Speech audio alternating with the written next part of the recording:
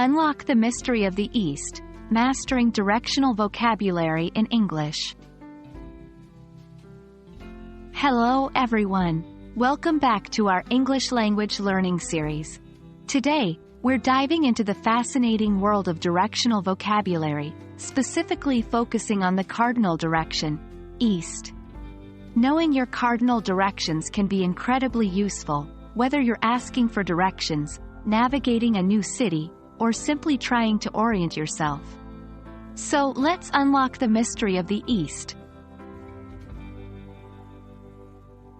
East is one of the 4 cardinal directions, which are the primary points of the compass. The other 3 cardinal directions are north, south, and west. East is the opposite direction of west and is at a 90-degree angle to north and south. In simple terms, when you're facing north, east will be on your right-hand side.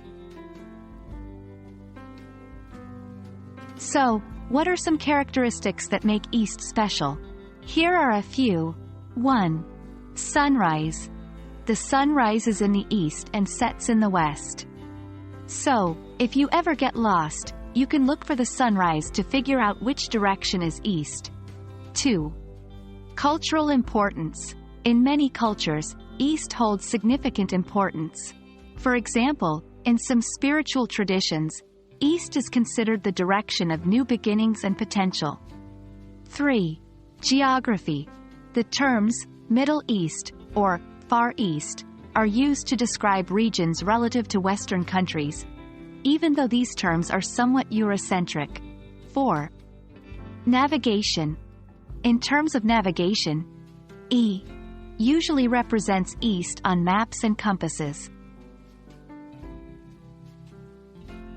When you're giving or asking for directions, knowing the term east can be very helpful. Here are some examples. 1. To get to the library, head east on Maple Street. 2. The beach is to the east of the city center. 3. Keep walking east until you see a big red building.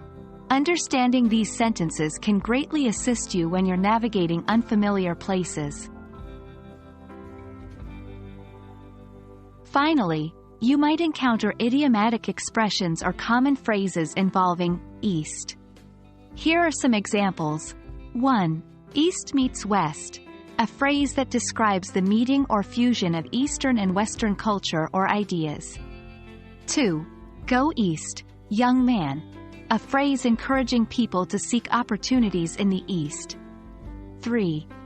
East Side Story refers to narratives or situations taking place in the eastern part of cities, regions, or countries. And that's it for our exploration of the cardinal direction, east. I hope this video helps you feel more confident in understanding and using directional vocabulary in English. Remember, east is not just a direction, it's an integral part of navigation, culture, and everyday conversation. Thank you for watching, and stay tuned for more English learning adventures.